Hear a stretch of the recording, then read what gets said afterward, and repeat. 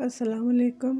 ठंड और सर्द मौसम से सबसे पहले इंसानी जिस्म मुतासर होता है और हाथों पाँव की जल्द के अलावा एड़ियाँ भी फट जाती हैं जिनमें शदीद तकलीफ़ होती है। बाज़ औक़ात एड़ियों से खून भी रिसना शुरू हो जाता है। कोशिश करें कि ज़्यादा वक्त तक जुराबें पहन कर रखें ताकि मिट्टी और खुश्क हवाओं से एड़ियाँ महफूज रहें। फटी एड़ियों के लिए एक घरेलू नुस्खा टोटका कुछ भी कह लें बता रही हूँ। सिर्फ 3 चीज़ें चाहिए।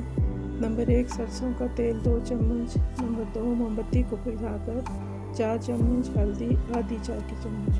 तीनों चीज़ों को मिक्स करके थोड़ी देर गर्म पानी में रखें ताकि मोमबत्ती पिघल जाए और फिर किसी भी साफ डिब्बी में डालकर रख लें।